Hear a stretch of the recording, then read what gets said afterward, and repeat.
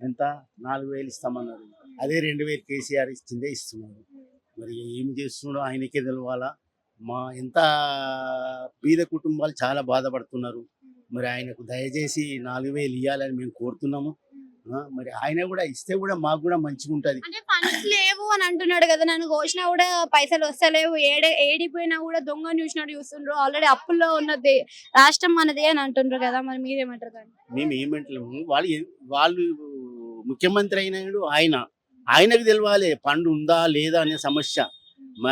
మేమైతే ఇప్పుడు దీన్ని ఇది కొనాలన్నా గానీ చాలా బాధైతుంది. అన్నీ పిరమైపోయినాయి. నూనె అంటే, కారం అంటే అన్నీ ఒక్కటి కాదు. సబ్బు కాడికెంచి అన్ని పిరమే ఉన్నాయి. అవి వాళ్ళు ఈ ధర తీస్తే బాగుండనిపిస్తుందమ్మా మాకు.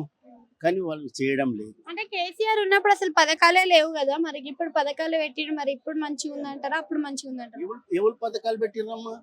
రేవంత్ రెడ్డా? ఏడ పెట్టిండు? ఫ్రీ బస్సు, ఇవే ఫ్రీ ఇస్తారు. కరెంటు. ఫ్రీ బస్సు ఇచ్చిండు, మళ్ళీ పెంచిండు. మగవాళ్ళకి పెంచిండు, ఆడవాళ్ళకి ఉన్నది. మరి ఇక మళ్ళీ మాకేం లాభం అండి? మరి వేసిండ్రు, చెయ్యాలి. ఆయన కూడా మంచి పనులు చేస్తే మంచిదే. ముఖ్యమంత్రి ఆయన కాబట్టి ఆయన కంపల్సరీ మాకు మంచిగా చేస్తే మేము కూడా ఆయనను కూడా కోరుకుంటాం.